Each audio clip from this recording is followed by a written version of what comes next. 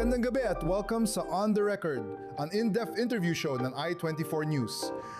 Bago ang huling digmaan laban sa Iran, ilan lang ang nakakaalam kung nasaan ang Strait of Hormuz.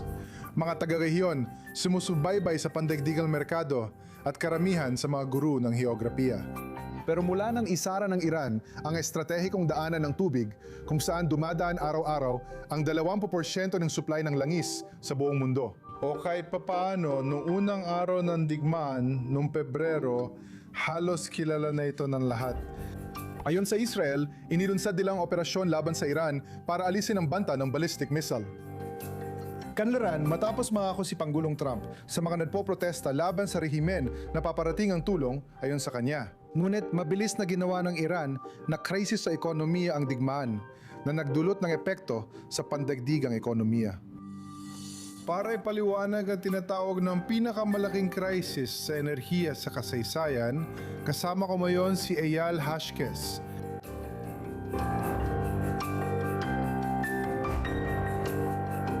Si Hashkes ay isang eksperto sa geoeconomics at ang tagapagtatag at CEO ng Hashkes Growth Strategy Consulting Firm.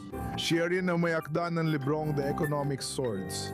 Eyal, salamat sa pagpapaunlak na yung gabi. Masaya ako narito. Salamat. Para bigyan ng konteksto ang ating pag-uusap, maaari mo bang ipaliwanag ng maikli kung bakit tinawag ng pinuno ng International Energy Agency na ito ang pinakamatinding krisis sa enerhiya na naranasan ng mundo? At sino ang pinaka-apektado nito? Para mas malinawan tayo sa usapan, ilagay natin ang mapa ng Strait of Hormuz habang nagdidiskusyon. Kaya kung pag-uusapan ng dami ng langis na nawala sa merkado, ito nga ang pinakamalaking crisis na sa makabagong kasaysayan o maging sa buong kasaysayan ng sangkatauhan. Dahil masabi mo 20% ng krudong langis at produktong langis sa mundo ay nawala sa merkado. Ngayon, tumaas nga ang presyo ng langis dahil sa digmaan, pero hindi pa ito umaabot sa antas na hindi pa natin naranasan dati. Mas mataas ang presyo ng langis noong 2007, 2008 at crisis ng Ukraine at Russia noong 2022. Kaya hindi pa umaabot sa ganung taas ang presyo ngayon. Pagdating sa presyo, hindi pa ito ang pinakamalaking krisis sa mundo, pero posibleng mangyari. Pwede nating pag-usapan. Mas malala ba ito kaysa nung ikalawang digmaang pandaigdig? Hindi ito mas malala pagdating sa pandaigdigang crisis sa ekonomiya. Pero kung pag-uusapan lang ang merkado ng langis at ang kahalagahan ng merkado ng langis ngayon, ito ang pinakamalaking crisis. Pero kung titignan mo, mas maliit na ang bahagi ng langis sa pandaigdigang ekonomiya kaysa noong krisis noong 1973. Kaya magkahalo ang sitwasyon. Mas matindi ang krisis sa dami ng langis, pero hindi pa ito ganun kalaki ang epekto sa pandaigdigang ekonomiya. Ang dahilan kung bakit hindi pa ito naging napakatinding krisis hanggang ngayon ay dahil nakaangkop na ang mundo. Kabilang dito, naglabas ng mga estratehikong reserba, daan-daang milyong bariles ng langis na hawak ng US at iba pang mga bansa. Kung tatagal ang crisis hanggang maubos ang mga estratehikong reserba ngayon, darating tayo sa punto ng isang matinding crisis kung saan makikita natin ang malalaking pagbabago sa mga ekonomi ng mundo at malalaking kakulangan sa mga fuel, pati na rin ang matinding pagtaas ng presyo ng kuryente. Kaya hindi pa tayo naroon pero maaring mangyari yon. Ngayon, pagdating sa kung sino ang mas naapektuhan ng krisis na ito, sa tingin ko ang pinakaunang tinamaan ay ang mga exporter. Mga bansa sa Gulpo na nag-e-export ng langis na walang paraan para makaiwas sa Hormuz. Kaya pwede mong pag-usapan ng Kuwait, pwede mong pag-usapan ang Qatar, pati na rin ang Qatar sa kanilang LNG, pwede mo rin pag-usapan ang Iraq. Itong mga bansang pinaka-apektado ang ekonomiya based sa international na projection at obserbasyon. Ang iba pang mga bansa sa Gulpo tulad ng Saudi Arabia at United Arab Emirates ay naapektuhan din. Gayunpaman, may alternatibong ruta sila, kaya minimal ang epekto sa kanila. Yan ang unang kategorya. Ang pangalawa ay mga bansang nag-aangkat ng enerhiya. May ilan sa ating rehiyon tulad ng Ehipto at Jordan. Ang iba naman ay nasa Asia gaya ng Pakistan at Bangladesh. Nasaktan sila sa pagtaas ng presyo dahil kulang ang pera nila pambayad. Dahil dito, naranasan nila ang kakulangan sa pamilihan at matinding implasyon. Kaya ang mga bansa yon ang pinaka-apektado. Ang ibang bahagi ng mundo may paraan pa para harapin ang krisis, pero maaari magbago yon. Kaya tingnan mo, bawat eksperto sa Iran na nakausap ko ay nagsabi sa akin na inaasahan ng lahat na agad isasara ng Iran ang Strait of Hormuz at ginawa nga nila ito sa unang araw ng digmaan. Kaya may mga hakbang ba na pwedeng ginawa para mabawasan ang epekto ng krisis na ito? Kung may time machine ako, babalik ako ng 10 taon at sasabihin sa lahat ang gagawin ng Iran. Dapat magtayo ng dagdag na bypass infrastructure gaya ng mga bypass pipeline ng Saudi Arabia at UAE. Mga proyektong infrastruktura yon na tumatagal ng taon bago matapos. Kung kaunti lang ang babala mo, hindi mo magagawa yon. Kaya walang bagong pipeline na biglang lumilitaw. Kasi matagal yon, inaabot ng mga taon. Kung hindi, ang Strait of Hormuz ay talagang isang choke point. Isa itong lugar na hindi mo basta-basta malalampasan. Kaya ang tanging paghahanda ng mga bansa ay maaring military na tugon na mahirap dahil parehong mga mina ang haharapin. Kailangan mong harapin ang mga misil na inilulunsad mula sa loob ng Iran. Kaya ito ay mga hamon. Kailangan mong harapin ang Iranian Navy, hindi naman malalaking barkong pandigma, kundi maliliit na bangkang pandigma o gunboat. Mahirap talaga dahil maraming front na kailangang harapin, kaya inaabot ng mga buwan ang paghahanda ng solusyong militar. Siguro ngayong linggo magsisimula na ito. Baka nagsisimula na pero panahon ng makakapagpatunay, hindi ito madali. Pinag-uusapan natin ang Project Freedom para sa pagbubukas. Ibig sabihin, paggabay sa mga barko, kabilang ang mga barkong pangkalakalan para makalabas. Nagsimula ito ngayong linggo. Tama. Nagsimula ito ngayong linggo. Kailangan pa nating makita kung gaano ito magiging matagumpay. Talaga bang mabubuksan ito o kahit papano ay papayagan ng ilang container ships at iba pa na makalabas at makapasok sa kipot? Malalaman natin. Mahirap ang operasyong ito kaya ilang buwan ang inabot sa paghahanda at maaaring ganun din sa pagpapatupad. Kaya nabanggit mo ang iba't ibang bansa tulad ng Saudi Arabia na gumagamit ng kanilang East-West pipeline para iwasan ang Strait of Hormuz. Sa UAE, merong Abu Dhabi pipeline na dinadala ito sa pantalan ng Fujairah na nasa labas ng strait kahit na ito ay malubang nasira at binomba ng Iran noong panahon ng digmaan. Gusto ko namang lumipat sa naging tugon ng Estados Unidos. Noong kalagitnaan ng Abril, sa tigil putukan, nagpatupad ang Estados Unidos ng contra-blockade sa mga pantalan ng Iran sa Strait of Hormuz. Anong kalamangan na naibibigay nito sa Estados Unidos laban sa Iran? Paano sinusubukan ng Iran na iwasan o lampasan ang hakbang ng Estados Unidos? Oo, kaya nang magkatigil putukan, inasahan ng lahat na bubuksan ng Strait of Hormuz, pero nanatiling sarado ito. Inakala ng Estados Unidos na magbibigay daan ang tigil putukan sa pagbubukas nito, ngunit hindi ito nangyari. Kaya ang logical na hakbang ng Estados Unidos ay ipatupad ang blockade laban sa blockade ng Iran. At sa tingin ko, ang dahilan o isa sa mga dahilan ay para hindi pumanig sa Iran ang paglipas ng panahon. Dahil kung ang Hormuz ay sarado lang para sa mga barkong hindi pinapayagan ng Iran na dumaan, ibig sabihin, ang oras ay nasa panig ng Iran. Sa tingin ko, layunin ng US blockade na baliktarin ang sitwasyon laban sa Iran. Ngayon, hindi na pabor ang oras sa Iran. Pwede mo bang ipaliwanag at himayin pa yon? Sa tingin ko, yun ang ugat ng issue dito. Kung handa na yon, ang estratehiya ng Iran ay ang ipagpaliban ng problema at bumili ng oras. Dito, nabaliktad ang estratehiyang iyon. Pero maaaring mo bang ipaliwanag na eksakto kung paano hindi na pumapabor ang takbo ng panahon sa Iran sa ngayon? Ayon sa ilang pagtataya, araw-araw nawawalan ang Iran ng daan-daang milyong dolyar sa pag-aangkat at pag-export, kaya lalo pang lumalala ang pinsalang ekonomiya. Pero ang pangalawa na marahil ay mas mahalaga at pangmatagalang epekto ay ang epekto sa langis. Nag-e-export ng langis ang Iran at kailangan nito mag-produce ng langis para magawa iyon. At kung hindi nito maipapadala ang langis nito sa pamamagitan ng Hormuz, kailangan nitong itago o iimbak ito kung saan man. Malamang na malapit na at may debate kung gaano kabilis mapupuno ng Iran ang mga imbakan ng langis nito. Wala nang mapaglalagyan kahit sa lupa o dagat para mag-imbak ng langis. Kapag nangyari ito, wala nang madaling solusyon. Simulan mo nang isara ang ilang balon ng langis, tinatawag itong shut-in. At kapag nangyari yon, depende kung anong field, depende sa chemical na komposisyon nito, depende kung gaano na ito katanda. Pero kapag nangyari yon sa ilang mga balon ng langis, hindi mo lang basta-basta mapapagana ulit ang mga ito. Minsan, kailangan ng buwan o taon ng bagong puhunan bago muling mabuksan ang mga balon. Kung walang imbakan ng Iran at patuloy ang pagharang ng US, mapipilitan silang isara ang ilang balon ng langis na maaring magdulot ng hindi na maayos na pinsala. Iyon ay hindi lang araw-araw na pinsala kundi pang matagalan, maaring tumagal ng buwan o taon. Maraming eksperto sa langis ang nagtatalo kung gaano ito katagal. Hindi bababa sa ilang buwan, maraming langis ang hindi agad maibabalik sa operasyon at maaring tumagal pa ng mga taon.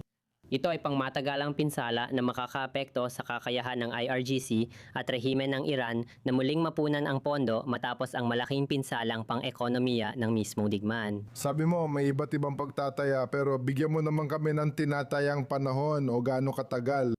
Gaano pa katagal ang matitira sa Iran bago nilalampasan ang kapasidad nilang mag-imbak ng langis at mapilitan silang magsara ng mga balon ng langis? Pinag-uusapan ito ng ilang linggo, may nagsabing mangyayari na ito ilang araw na ang nakalipas pero wala pa rin. May nagsasabi ring baka sa loob ng 1 o 2 linggo mangyari ito. May nagsabing 2 buwan pa pero yun na ang pinakamabilis at pinakamatagal dahil alam mo ang mga imbakan. Pwede mong subaybayan ang mga container at subaybayan ang imbakan ng langis sa lupa at dagat. Sa madaling sabi, hindi mo basta magagawa yan mula sa wala at hindi mo rin maitago ang malaking imbakan ng langis.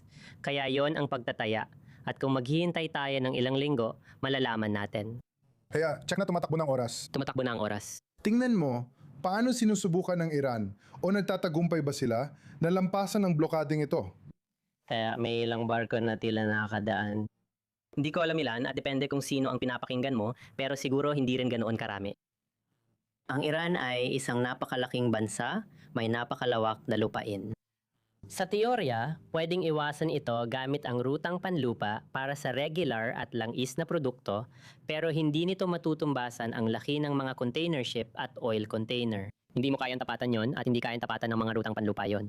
Kaya anumang gusto mong ipadaan sa Riles, sa mga truck papuntang Pakistan o iba pang kalapit na bansa o pahilaga mula Iran o Caspian Sea, mas maliit ang dami. Hindi nila kayang i-bypass ang Hormuz tulad ng Saudi Arabia na hindi rin kayang lubusang malampasan ito sa pamamagitan ng mga hakbang nito sa iba pang bansang nabanggit. Dagat pa rin ang pangunahing ruta ng kalakal sa ika-21 siglo, hindi pa rin ito napapalitan ng lupa. Wala lang talaga itong sapat na dami. Tingnan mo, posible talaga na yung pahayag na ang dagat ang pangunahing paraan ng pagdadala ng langis o na mahalaga ang Strait of Hormuz ay totoo. Malakay ang posibilidad na may ilang mga bansa na susubukang baguhin ang pananaw nila pagkatapos nito. Ngayon, gusto kong mamatras ng kaunti at mas pagtuunan ng pansin ang rehiyon at ang makasaysayang papel ng enerhiya sa dinamika ng kapangyarihan dito sa gitnang silangan. Kapag pinag-uusapan ng langis, may pangunahing organisasyon or kartel gaya ng OPEC, ang samahan ng mga bansang naduluwas ng petrolyo, pati na rin ang OPEC+. Anong papel ang ginampanan ng OPEC sa kasalukuyang krisis? At idagdag pa natin dyan ang isang bagong balita kung saan inihayag ng UAE na alis na ito sa kartel.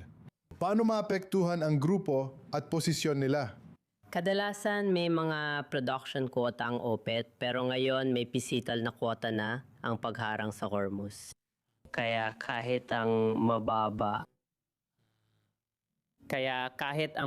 quota ng kartel ay di posible, kaya mas mababa pa ang antas ngayon. May natural o physical na quota para sa langis, kaya maliit ang papel ng OPEC na yon. Ang ginawa nila ay bahagyang tinaasan ang kanilang oil quota para payagan ng ibang mga bansang nag-e-export ng langis na hindi kabilang sa Gulf na mag-export ng mas maraming langis, pero maliit lang ang halaga nito. Nasa daan-daang libo lang ito. Hindi ito hihigit doon, hindi rin ito malapit sa kung ano ang kailangan ng mundo para mapunan ang anumang kulang mula sa Hormuz. At ang pinakabagong pangyayari ay isa ring pangmatagalang pangyayari. Walang epekto sa maikling panahon ang pag-alis ng UAE sa OPEC. Kaya dahil ang UAE, gaya na nabanggit, ay limitado ng Hormuz at bahagi lang ng posibleng produksyon ng langis nito ang may lalabas nang hindi dumaraan sa Hormuz. Dahil sa physical na limitasyon, ngayon ay hindi pa nila kayang abutin ang quota sa maikling panahon. Sige, kapag natanggal ng harang sa Hormuz, maabot na nila ang quota at malalampasan pa ito. Ngayon, ang UAE ay may kapasidad sa produksyon ng langis na nasa 4.55 hanggang 5 milyong bariles bawat araw na mas mataas kaysa sa kwota nila sa OPEC na nasa 3.5 milyong bariles bawat araw. Kaya yung 1 milyon o 1.5 milyong dagdag na bariles ng langis bawat araw na kayang ipump ng UAE ay hindi pa nagagamit. Idle capacity pa ito at hindi pa ito napupunta sa pandaigdigang merkado. Hindi pa ito may lalabas kaya hindi pa makakarating sa pandaigdigang merkado pero kapag pwede na makakarating na ito doon. Sa panahong iyon, madaragdagan ang pandaigdigang produksyon ng langis, magdadala ng mas malaking kita sa UAE at bahagyang mas mababang presyo kung walang ibang magbabago dahil sa mas mataas na produksyon. Kaya magkakaroon ito ng epekto. Sa tingin ko, interesante rin ang epekto nito hindi lang sa ekonomiya kundi pati sa estratehiya at neopolitikal. Bago ang digmaan, nakita natin ang matinding tunggalian sa pagitan ng UAE at Saudi Arabia. Ipinakita ito sa iba't ibang larangan tulad ng sa Yemen, halimbawa, Somalia, Somaliland, halimbawa, Abraham Accords at iba pa. At nang sumiklab ang digmaan, nakita mo silang muli na magkasama sa iisang panig. Akala namin tapos na ang tunggalian. Ang tunggalian ay nang inibabaw sa lahat sa gitnang silangan maliban sa Iran, pero hindi yon ang kaso. At ito ay isang malaking dagok para sa Saudi Arabia. Hindi ako magugulat kung may parusang hakbang sa politika ang Saudi Arabia. Hindi ko lang alam kung anong mga yon. Malaking dagok ito dahil ang OPEC, isang historical na organisasyong pinamumunuan ng Saudi Arabia, ay mahalaga sa impluwensya ng bansa sa ekonomiya at politika. Ngayon na umaalis ang UAE sa platapormang kartel na ito, pinahihina nito ang kapangyarihang pampolitika at pang-ekonomiya na hawak ng Saudi Arabia. Kaya pinahihina nito. Sorry sa pagputol, humihina ang OPEC. Makakaya bang tiisin ng OPEC ang pag-alis ng UAE? At may pangamba ba na baka magdulot ito ng pag-alis ng iba pang mga bansa sa kartel? Posible, hindi ko alam kung may ibang bansa maalis pero maaaring magdulot pa ito ng iba. Masasabi ko na ang OPEC Plus kasama ang Russia at iba pang bansang hindi OPEC ay nananatili kahit umalis na ang UAE. Ay mahigit pa ring 45% ng pandaigdigang produksyon ng langis. Malaki pa rin ang pwersa ng OPEC at hindi dapat baliwalain pero unti-unting nababawasan ang impluensya at kapangyarihan nito. Kapag mas marami pang bansa ang umalis, siguradong mas bababa pa ito. Iba na talaga ito kumpara nung 1,973. Pwede mong sabihin yan sa maraming bagay. At kapag tiningnan natin particular, ang papel ng Israel bilang tagaluwas ng enerhiya, isa lang itong napakaliit na manlalaro sa napakalaking merkado ng langis. Pero kasalukuyang nag-e-export ng natural gas ang Israel sa mga kalapit itong bansa, ang Ehipto at Jordan. Gaano kalawak ang partnership na ito at naapektuhan ba nito ang relasyon ng mga bansa sa paglipas ng mga taon? Sa mundo, hindi ito malaki pero sa reyon, malaki ito lalo na sa Jordan, Ehipto at Israel.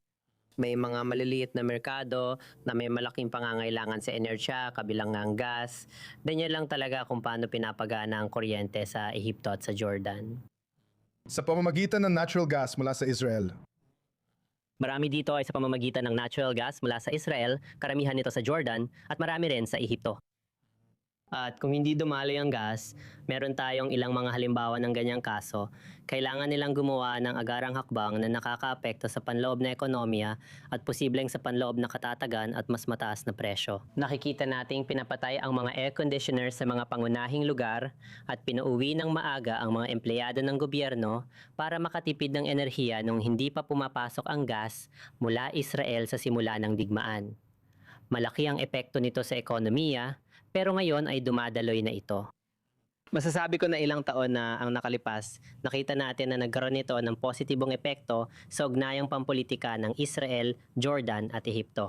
Nagkaroon tayo ng East Med Gas Forum na kinabibilangan ng Ehipto at Israel at nakita natin ang watawat ng Israel na nakawagayway sa Cairo. Dumating ang ministro ng enerhiya ng Israel sa Cairo at tinanggap siya ng may malaking paggalang ng mga pangulo ng Ehipto. Oo, tama. Kung hindi mo pa napanood yun, i-google at panurin sa YouTube. Napaka makapangyarihang sandali. At pati na rin ang Jordan, sa tingin ko Nagkaroon ng parang East Med na tunggalian sa pagitan ng Israel at Ehipto at iba pang mga bansa laban sa Turkey. Ngayon, yan ang naging dinamika ilang taon ang nakalipas. Pero nagbago na yon. Sa tingin ko, ang October 7 ang naging pinakamalaking pagbabago doon. Meron pa bang ibang larangan ng enerhiya na maaaring gamitin ng Israel para mapabuti ang relasyon nito sa mga kalapit bansa, maliban sa Jordan at Ehipto? Kaya napaka-interesanting tanong ito.